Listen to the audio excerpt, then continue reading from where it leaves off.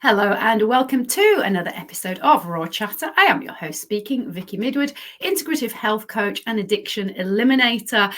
And we are talking about a very, very interesting topic today, folks. I have got a wonderful guest with me today, Simon Raybould, who actually we met through lockdown, believe it or not, via networking. So quite a long time ago. But I did not know Simon's story. So Simon actually is an amazing speaker. He is one of the country's leading presentation trainers, and he is a professional speaker. But that was not always the case. And when you hear his story, you will be absolutely amazed that that is now what he does. So Simon, thank you for joining me. And over to you. Yeah, the speaking thing is quite different because I guess the key thing that everybody needs to know about the speaking thing is that now I speak for money, and not many years ago I was hysterical mute and could not speak at all. Wow. Yeah. So that's a bombshell right there, because people may understand the term mute, sort of, but the hysterical mute is something that I would think the majority of people watching and listening have not heard of. So can you just explain what does that mean? It's a term for when there is nothing physically wrong with you. The vocal cords are working, your diaphragm is working, you've got the capacity, the physical capacity to make sounds and things. But there is something short wiring inside your head that just psychologically doesn't allow you to create words. In my case, it allowed me sometimes to start words, and on a good day I could get a word and a half out before and then just nothing after that at all. So I used to have friends who would speak for me on my behalf and that kind of jazz. So it's the word frustrating does not begin to describe it, because you've got all of these things going on inside your head, and you just physically cannot get them out. And so this makes me think of a question immediately. Was it something that you suddenly woke up with and that was it, or did you find that it came on gradually? How on earth did it happen? And if it did come on all of a sudden, what the heck were you thinking? And how did you cope with it? I can tell you exactly what time of what day it was. Wow. When it happened. I had been diagnosed with reasonably serious clinical depression, and I was taking all the drugs, and I was doing psychotherapy 3 times a week, which for anybody who's been on the receiving end of psychotherapy, you know that it is just like doing your own root canal work without an anesthetic, and all the psychotherapist does is hold up a mirror so you can see which of your own nerves you're poking at. Whoa, that's an excellent description of it. Yeah. I love that. And well, doing that 3 hours a week is just Monday, Wednesday, Friday. It's just devastating. And one of the things we discovered was that I had no pre-adolescent memories. Wow. We worked on that for a while. And we worked for a long time before I got to trust the therapist enough. Yeah. And then we worked on it. We worked on it a bit much. And on a Friday afternoon session, about halfway through my 4 o'clock on a Friday afternoon session, a deluge of those memories were unlocked at once. Wow. So years and years and years worth of memories, not all bad, just memories, all arrived at once. And it is, I'm not mute. I just don't have the words for it. There is no word for it. It is psycho-emotionally so overwhelming that you cannot process. We're not designed to process more than one memory at a time. Yeah. And here's me trying to process millions of the thousands. Yeah. Yeah. So what are we talking about? So you said pre-adolescence. So we're talking like more than 10 years worth. Yeah, and they didn't all come back like that. Yeah, no, but the very fact that whatever it was had suddenly been unlocked like a huge tsunami. So your body's response, which was completely out of your conscious control, was that you just could no longer say words. Yeah, the best analogy I can give you is that the brain only has a certain processing capacity. Yeah. And Yeah. mine was overwhelmed by trying to remember decades of trying to process and understand and catalog decades of memories. And I didn't have it's a bit like, you've got a computer with 32 tabs open and it doesn't have the capacity to open your word processor because everything is spent running the stuff in the background. And I just got nothing left. I know it's not actually that, but that's the best analogy I can give people to kind of help. So you're in this therapy session, and then so suddenly this happens, and then there are no words. I mean, and what do you do with that then? I mean, I can imagine that it's not something perhaps that the therapist had experienced much of. Genuinely, I have no idea whether the therapist had experienced it or not, because my therapist, being a professional therapist, never batted an eyelid. Right. There was no, oh my God, that's awful. It was just, let's deal with this. This is new information. Let's work with this. I think the only thing she said to me that was not processy was, do you need another box? Referring to the box of tissues. Yeah. Wow. I just lost it. Amazing. So you leave there after this, like, I guess almost like awakening, a rebirth of suddenly, wow, all of that stuff that obviously did happen, but you had not recollected it for a long time. And then we try to avoid the phrase birth and rebirth. It's not a bad analogy. Right. It's a very good, accurate analogy psychologically, but I try to avoid it because it sounds like there were two separate people. And the whole point of what I was trying to do there was integrate so that it was one whole continuous person. That is kind of what it felt like, but I just kick off a little bit about. You get the idea. No, I understand, because words are powerful, and if we are feeling kind of trapped or contained in a wrong description of something, it doesn't feel good, and so getting the right words, particularly when we're talking about things that affect us mentally, emotionally, spiritually, as well as physically, makes a huge difference. Obviously, you know the power of words because you're a professional speaker. And so this is important. Yeah. Yeah. So you get home, and how do you then function? Well, I get home eventually. Right. Yeah, I was going to say, even getting home must have been an interesting thing. It all kind of went a bit more wrong at that point. Right. Wow. Because once I got home, once I got to this safe space, something in my head went, you don't want to lose anything from now on, Simon. You're going to capture everything. Right. And my subconscious at that point kind of went, okay, then we're going to become consciously aware of everything that's going on around you. Okay. Yeah, that's not going to work, is it? That's really not. That's serious overload. yeah, absolutely, yeah. And at which point your brain just closes down and goes, "Fuck this for a game of soldiers," and you just go catatonic. So effectively, I became agoraphobic at that point and couldn't leave the house, because people have this misunderstanding of agoraphobia. It's not one thing. There's a whole range of things about it. Explain that a little bit, because again, we've got so much information, or should I say misinformation, that is available to us, and people kind of just believe what they're spoon-fed in one sentence. Okay. So perhaps if you can help people to actually properly understand what agoraphobia is. It's a spectrum. It's a range of things. It's a syndrome. It's not just one thing. But the way we all think about it is as this fear of open spaces. Correct. Yeah. And in my case, it wasn't that. I loved open spaces so long as there was nobody and nothing else there.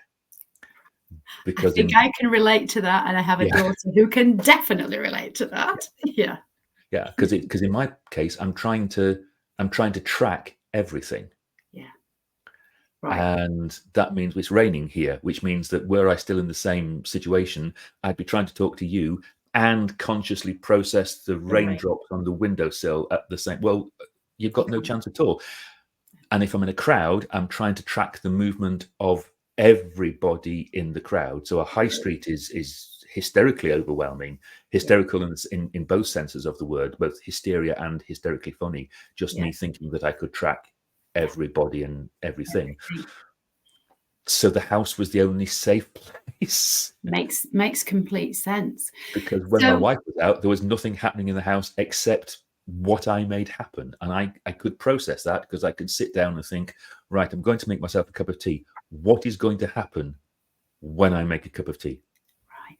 So I knew what was going on, and I could watch my own hands. I could see the kettle boiling and all of that kind of.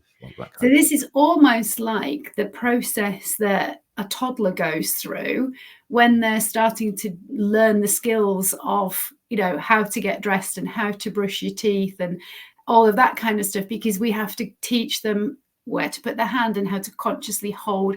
So it's almost like that is what you're trying to do, but you're knowingly doing it, which is different. And so when we explain to people that the brain normally works 95% on the subconscious and what's been automated, and then you're trying to make it conscious 100% of the time, which is trying to completely flip how our brain functions. It's no wonder that your whole world was basically getting, by the sounds of it, smaller and smaller. Yeah. My world reduced to the size of what I could process and cope with. Wow. Which was, on a good day, my house. Yeah. Gosh. Did it get smaller than that? You didn't find yourself just not being able to go into only one or two rooms? Hell, I had clinical depression at the time. Some days you can't get out of bed when you've got clinical depression. Yeah. I read a lot because you can control what goes on in a book. Yeah. If you start to get overwhelmed, you just stop reading. Right. Yes. So there was an element of being in control, which I think is important. You needed that sense of safety, security, control. Yeah. Huge. Yeah. So we're living in this world that is tiny, and we're clinically depressed. We can't actually orate. We can't speak the words of what is going on and what we need. So how heck do you get out of something like that then? My wife is amazing. And I had a breathtakingly good friend called Alison at the time, who they kind of split Simon care. Right. Love it. So my wife would very much concentrate on protecting the kids and help me whenever she could. Yeah. Alison, because she has no family, would concentrate on protecting me. Cool. But they knew me so well that even if I just got one word at the beginning of a sentence, they could guess what the rest of that sentence was going to be. Right. So that was super helpful. Yeah. And we gradually, over 3 years, we gradually built from there to the step by step by step by step by step. And sometimes those are backward steps.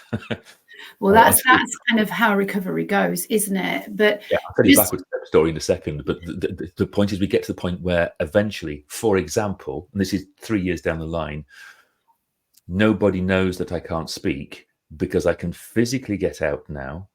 I can even 3 years later, I can now physically go to a restaurant. What I can't do is order. Okay, so it's baby steps, literally, isn't it? Yeah. Yeah. Wow. So I would go. And someone would go, "Did you say you wanted the spicy pizza, Simon?" Yeah. Right.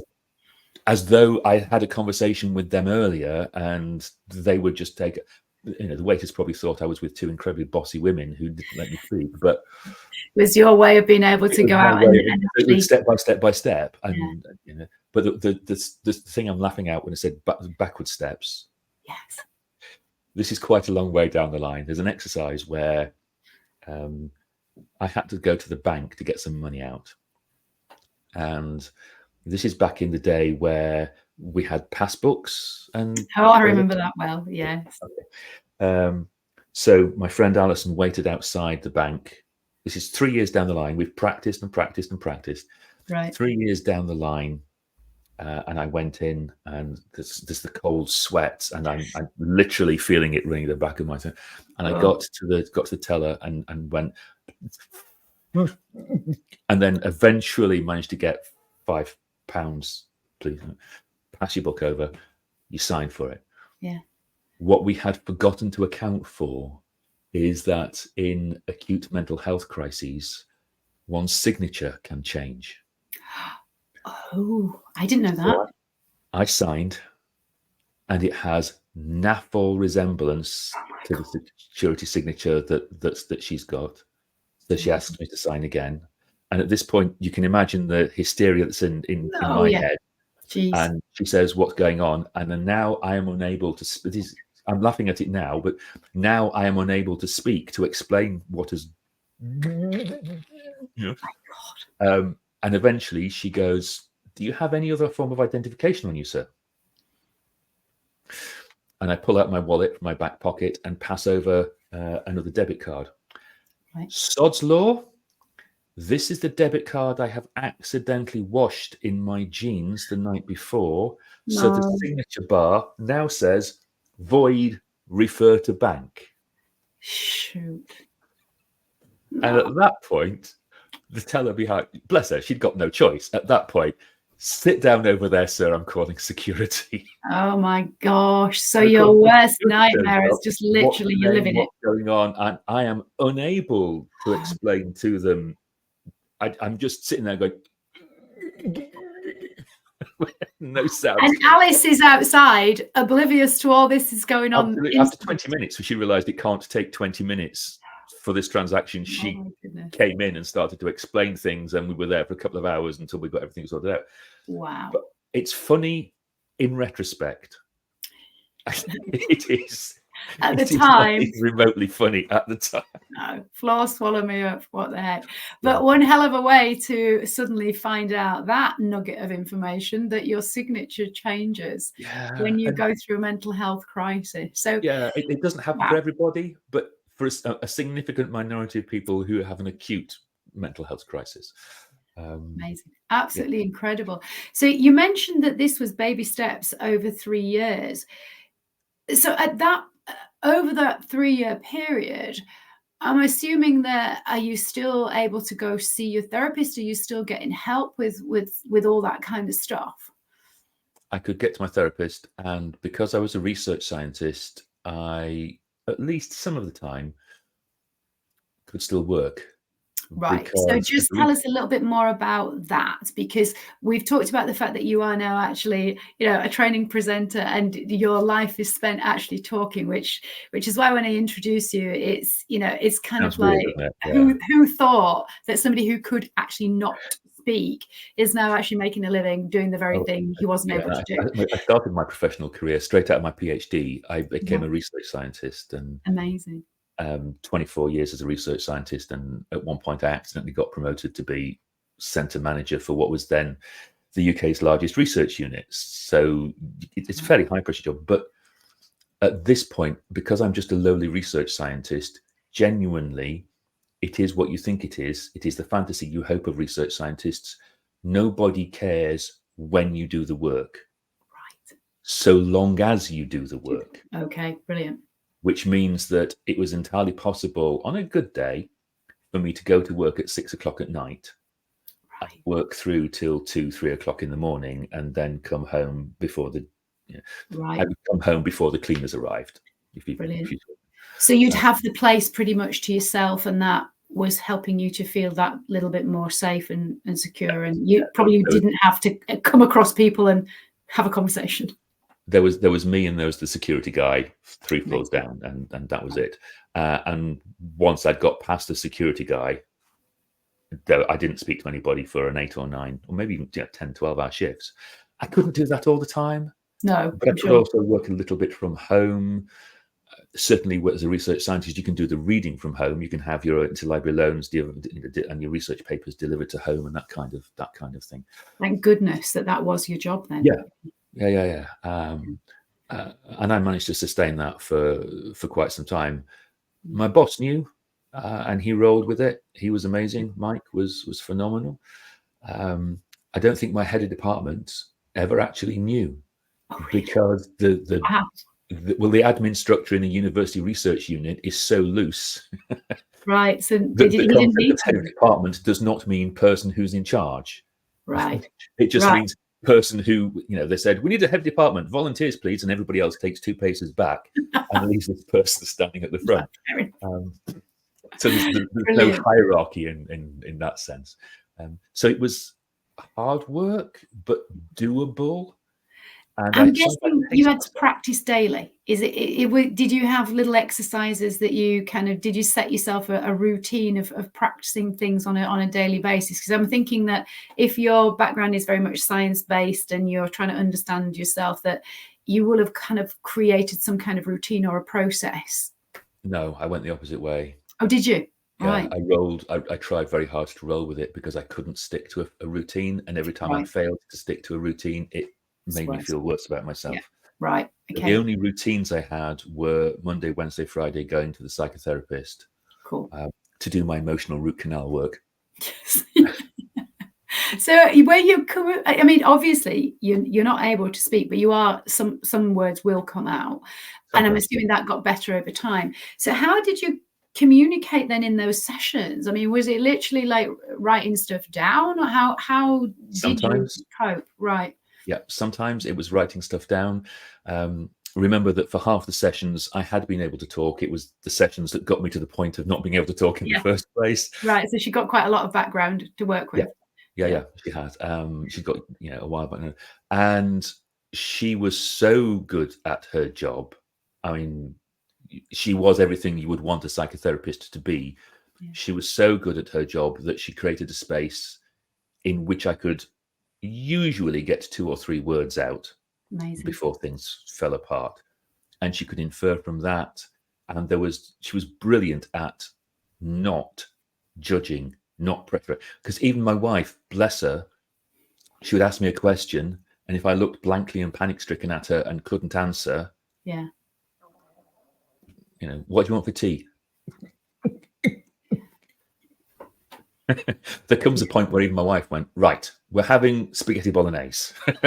Right. Because she can't wait forever. She needs it. Whereas my therapist could wait for as long as it took until I could stop, reset, control my emotions, pause, do the breathing exercises, get 2 more words out, stop, pause. So she had the patience of a saint. But that's what you want, to be able to let your body do what it needed to do to help you to be able to get those words out. And it's interesting there that you mentioned breathing exercises. I'm assuming that you found tools that helped you, or she helped you as well to find the tools that would help you. Well, even breathwork was obviously one of them. Do you want to just go more into what things you did find actually were helpful? The reason I'm laughing is that one of them is sex. Brilliant. Excellent. Yeah. Do you understand why that helps? No, but okay. Right. So just to help people listening, and I'm going to expand a little bit on that, because when I talk to a lot of my clients, obviously with their issues with body image and eating disorders, there's tons of anxiety and all kinds of trauma and stories that come up. But one of the things that I suggest people do is self-touch, whether that is just stroking your skin or whether it's masturbation, purely and simply because it is a release. And there's a lot of things go on from a neurotransmitter, from a hormone release point of view. And particularly, we got to remember that everything is connected to everything else. So if our nervous system is more relaxed and we've got the right hormones, chemical messengers going through our body, then we can feel much less stressed. I'm not laughing at you, I promise. I'm laughing at one of the side effects of my antidepressants. Right.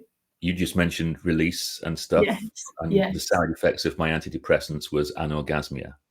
Okay. All right. I bet some people who are on them wish that was a side effect they were having. This is a conversation we had around the dinner table, metaphorically, quite often. Right.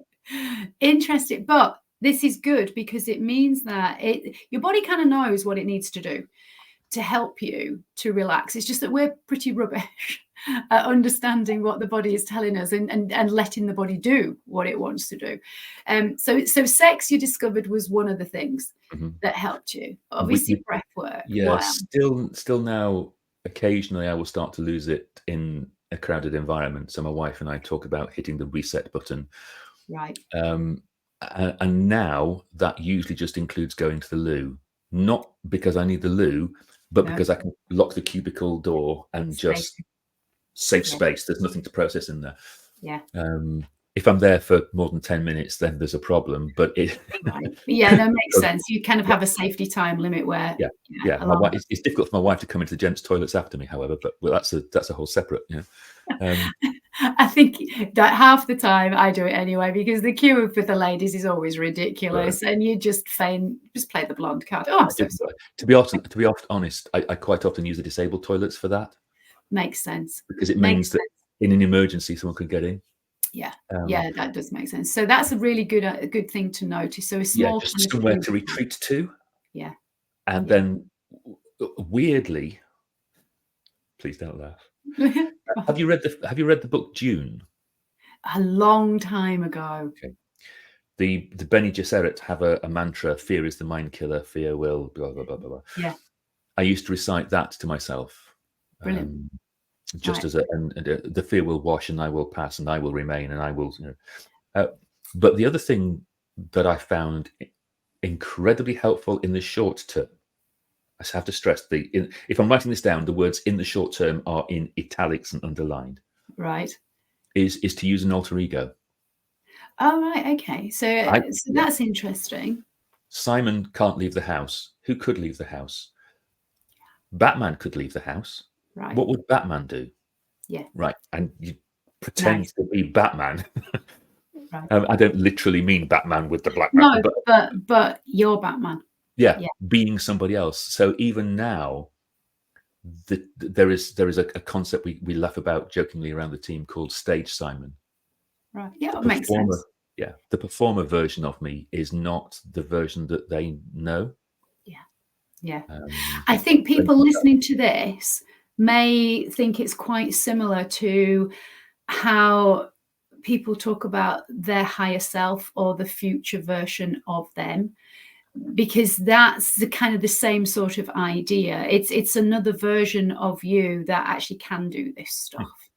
It's a version of me who is not a terrified moron. Yes. Yeah, right. Yeah. So one of the things probably not cool is you call yourself names. It's not necessarily helpful or derogatory names.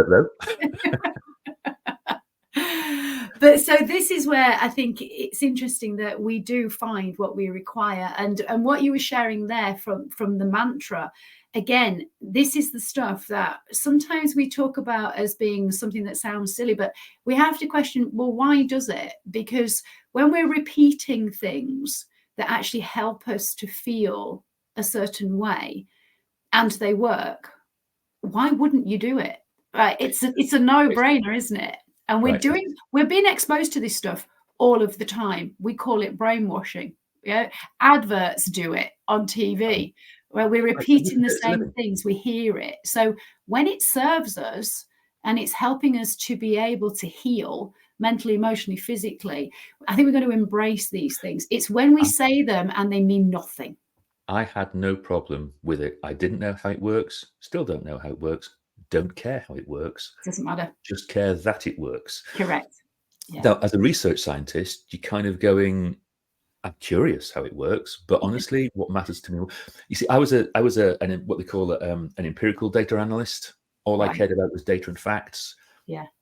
There were people in my team who would do what we call the qualitative stuff. I was all quant numbers. They would do the qualitative stuff. Right. And they would go away and research why stuff happened. Yeah. That wasn't my bag. I'm purely a quantitative researcher. I just care that it happened, and what levers then get pushed in order to mitigate it. And the analogy I use all the time, as a performer, as a presentation trainer, is to ask people, Have you used an Excel spreadsheet at some point in your life? Everybody has. Right? Put your hand up if you've used that spreadsheet to sort a column of data. Everybody put their hands up. Put your hand up if you actually know how Excel does that. Yeah. Put your hand up if you care. Nada. Right. People, it's a black box. Nobody knows how it works except some nerds in Microsoft. Yeah. Nobody cares. And I think that's the important thing, that you haven't gone down the why, the analysis paralysis of it, because you can drive yourself a little bit potty. And as you say, the most important thing is you discovered what works. And if it works, keep doing it. If it no longer works, find something else. Yeah. So it's that Batman mask now. Nice. That was what got me out of the house. Amazing. And I now only have to wear the Batman mask under two circumstances.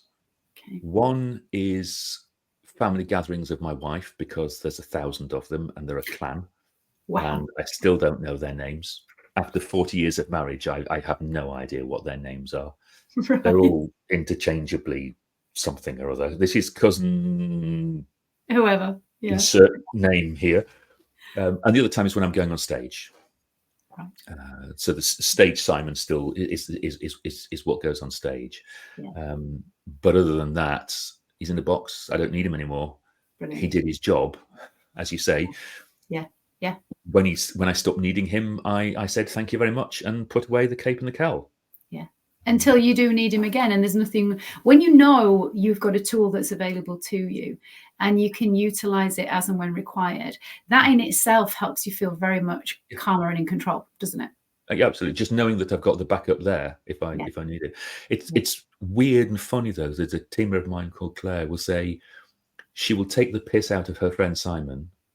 The fact that he's a boss is irrelevant. She'll just rip the piss out of her friend Simon. But when she sees me preparing to go on stage, she swears blind she can see something change behind my eyes. Right. And she now knows that she's talking to stage Simon and does not argue with that man because he's driven, he knows what he's doing. The best thing you can do to him is support him and then get out of his way. Yeah. Amazing. Yeah. And I have no rational explanation for that. I'm presuming it's just I stand differently. I hold my head in a different way. Absolutely. I probably changed my voice. In fact, I know I changed my voice.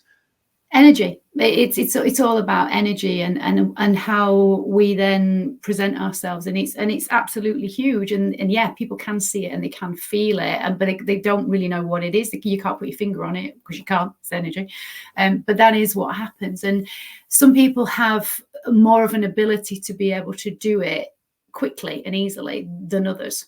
For some, it takes a little bit longer. They have to kind of get them into a certain, I have to have certain things around me to be able to do it. And some people can just decide that they're going to do it. So I want to know then, how did you kind of transition? So if we've gone 3 years now and you're now able to go out to restaurants and you're kind of more a part of the crazy world, what made you decide to leave your research position, or was it a decision you made, and go into what you now do? That was easy. As centre manager, I kept getting phone calls from ministers and politicians and things, research this for me, would you?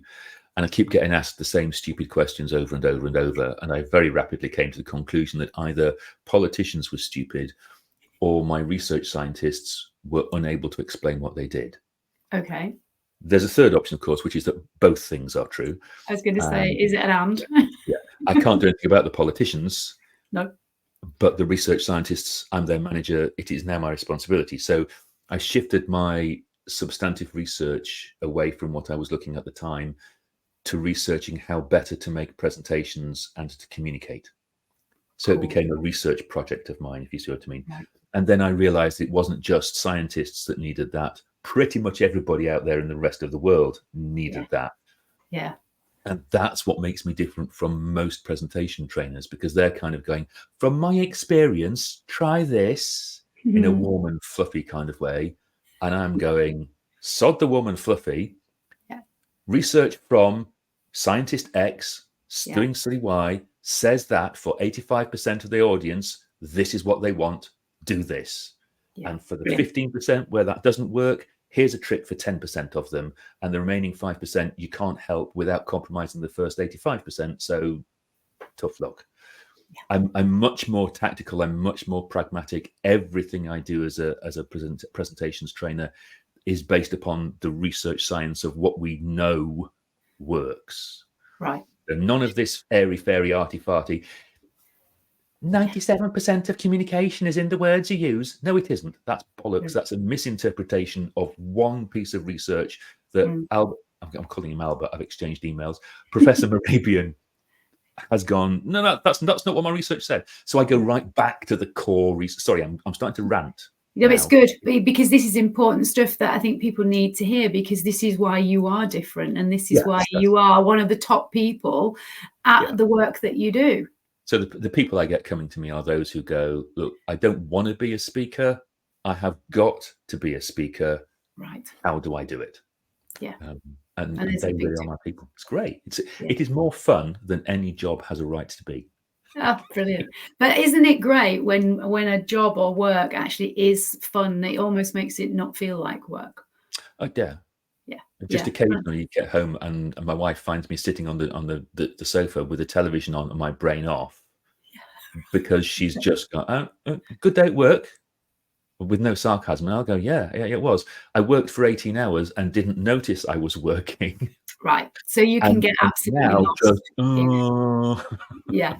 And again, this is the fascinating thing about how our body will kind of push us to do what we need to do, whether we like it or not.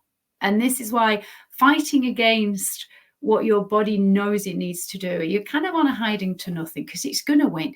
It's always going to win. And I think it's a powerful message that you recognize that when you have been switched on for 18 hours, you need to switch off. Yeah. The only exception, can't keep going forever, and it's not a badge of honor to not allow yourself to rest and to recharge. No. I'm not suggesting that people should work for 18 hours. No. I'm suggesting that I got carried away and worked for 18 hours. Exactly. I think, Vicky, though, I think there is an exception to what you're talking about your body will always win. Your body has not met my personal trainer. That's a whole different story. What I'm talking about when it comes to on a daily basis, that's a whole different thing. It might not win. It might not win against me as a personal trainer either. But what I want you to kind of help me and others to perhaps understand a little bit more was, how is the depression now? And did this experience take you into an even deeper depression? Because the reason you started the therapy in the first place was, I'm assuming, because of the depression. Yeah. So number one is, did this make it worse before it got better? And then number two is, how are you? Because clinical depression isn't something that tends to just disappear and never come back. It does have a tendency to show up again. So let me address that second point first. Yeah. I'm fine. Cool. Well, there is a shadow and there is a fear. And when I get depressed with a small d, I get frightened in case it is depression with a capital D coming back. Understandably. Yeah. And just on a bad day, I will occasionally have a mild panic and a whiskey.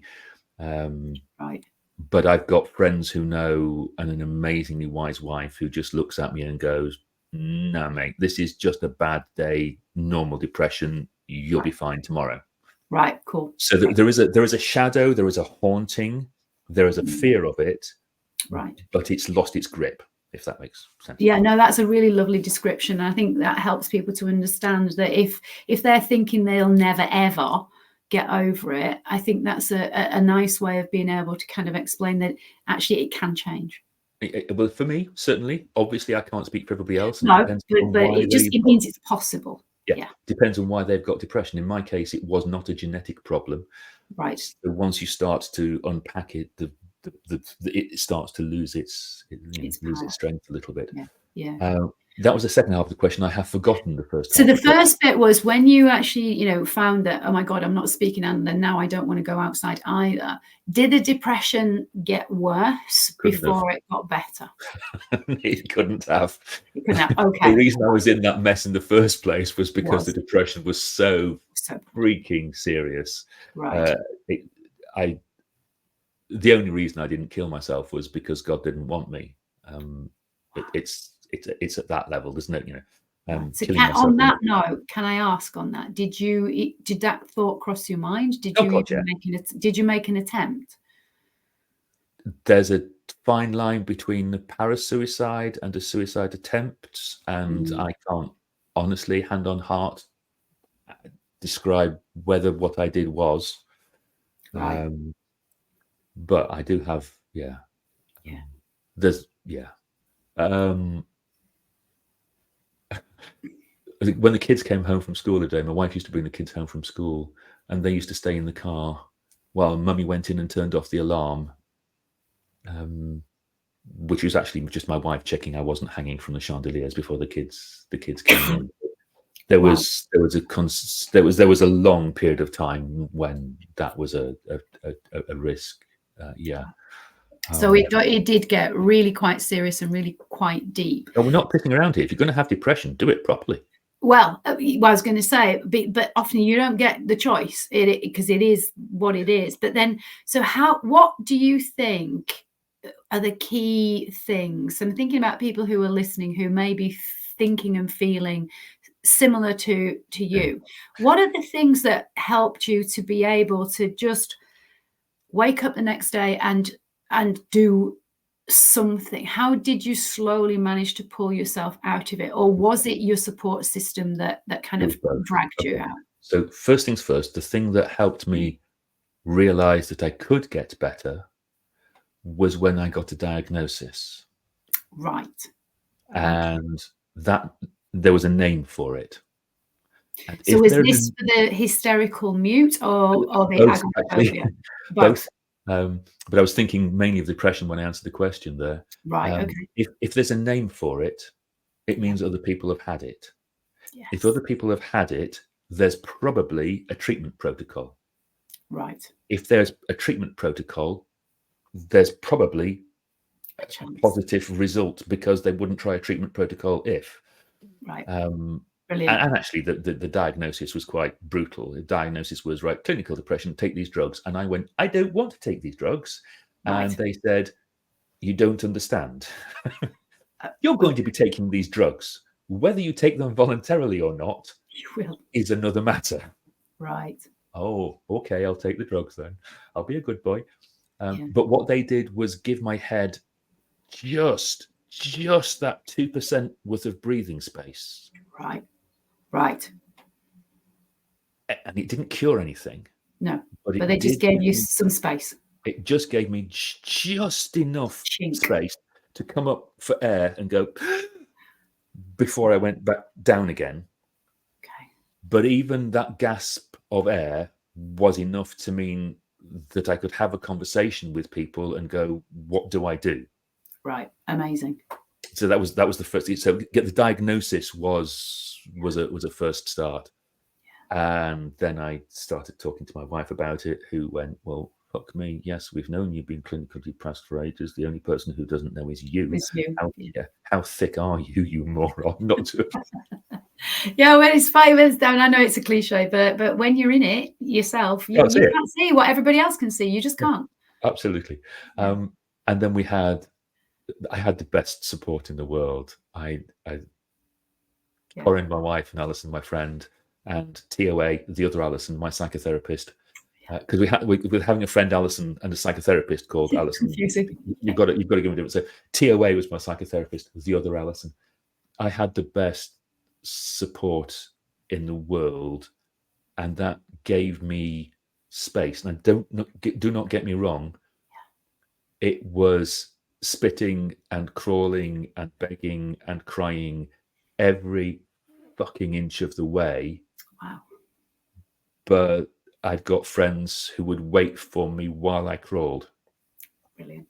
And that's what everybody needs, isn't it? The fact that you know that you have got those incredible, I suppose, rocks, whatever word you want to use, they were the ones who you knew were going to be there for you no matter what. There was a powerful phrase they used, which is, "This is not you." Yeah. Right. And that's powerful, isn't it? Because so along with knowing that the thing you had actually has a name, it is a thing, you're not some kind of basket case or moron, as you said, that But there was a reason for it. There's a reason for it, right? And then, as you say, you knew that there was part of Simon that you knew this wasn't who you were, and you were going to get out of it. Whatever it took, you were going to do what you needed to do. For a while, there was no part of Simon that knew I was going to get out of it. There was a part of Simon who thought I was in hell and I deserved it. Oh, really? But, oh God, yeah, for ages. But people saying, "This is not you, this is an illness." Yeah. Every time I apologized for breathing and asked them to do the decent thing and just smother me. No, this is not you. This is your illness. I will wait for my friend to come back to me. Nice. Amazing. And that was, and a lot of it was physical as well. They would just hold and wait and wait. Give you whatever you needed. Yeah. But isn't that something that is so important, especially in today's world where we're looking for a fast fix and we want a cure, and everybody's rush, and I don't have time to wait for this, that, and the other. To just be in a space and a place with people who can give you that space, that security, and will just wait for you to do what you need to do, whatever that is, whatever it looks like, however long it takes. That's priceless, isn't it? You can't even put into words just how important that is for people. And thank goodness that you did have them. And I love the fact that now your lovely wife comes to bring you a cup of tea when you're working. She's an absolute star. And I'm assuming that Alison is still very much in the picture. Oh, yeah. What about the other Alison? Are you still seeing TOA, the therapist? Yeah. No, that was always a professional relationship. Right. As it should have been, because if you start to cross lines and have Yes, a but personal you no longer relationship with a therapist, she is no longer your therapist. Exactly. It has to stay. It did completely freak me out on one occasion when I met her not in the therapy room and discovered that she was a real person. It's like when you're 5 and you discover that your teachers don't live at school. I couldn't speak for 3 days after that. I went to this local swimming pool and she was doing lengths and I just went, oh yeah, that's I weird. got nearly drowned because I went, oh, and then the water comes in. And I kind of ran home and I couldn't speak for 3 days at all. I couldn't do a thing because I'd seen her outside of the therapy room. Amazing. But on that note, now it was less funny at the time. I was going to say, on that note, have you ever kind of been a little bit scared or concerned that it may come back again, that you'd ever go back to that? Or have you managed to now do enough therapy and work on the things you needed to know that is never ever going to happen to you again? There's a shadow and it threatens and there's a fear, but it's more a fear of the shadow. Okay, yeah, that makes sense. Logically, I'm pretty sure it's not going to come back because it's not come back in decades. Yeah. Emotionally, I'm relatively sure it's not come back because if it does, the people around me know to look for the warning signs. Right. And we could make an earlier intervention. Yeah, which is always helpful. I could go to my GP and go, look, I've got a problem here. Although going to your GP, sometimes the reason I'm laughing is because I did on one occasion go to my GP and said, I'd like a vasectomy, please. And they said, you're in the middle of intensive psychotherapy. We're not sure that this is a time to be making decisions. And I went, and they went, but if you're sure, then fine. Okay. Fair enough. Maybe you wanted to ask me 2 more questions before you said it was okay. Yeah. Oh, well, I'm not going to go down the road of GPs, but the most important thing is you did get the help that you needed from an amazing therapist and from two very special people in your life. So for people who may be wanting to know, where can they hear you speak, or where do they find out about you a little bit more, can you tell them where do you hang out? Hang out on LinkedIn. Hangs out on Simon LinkedIn. Raybould presentations. Raybould is Raybould. Yeah. Um, We'll or put that in the yeah. links to the show Okay. notes and what have you. And if you could leave our listeners with something from this episode, with one thing that you'd kind of like them to take away from it, what would that be? Trust your friends. Love it. If they are friends in italics, written in blood and underlined, if they love you, trust them. Thank you so much. Thank you for sharing such a roller coaster of a story that has been, I hope, to the listeners, really, really interesting. And I want to say to my listeners, as always, if you have enjoyed what you have heard and seen, please give us a like, hit the subscribe button if you have not done so already. If what you have heard is going to be helpful, you think, to somebody else, please pass it on to them. And as always, we only have one body and one life as far as we know. So please do look after your body, because it is looking after you. Until next time, take care of yourselves. Salute. Thank you. Bye-bye.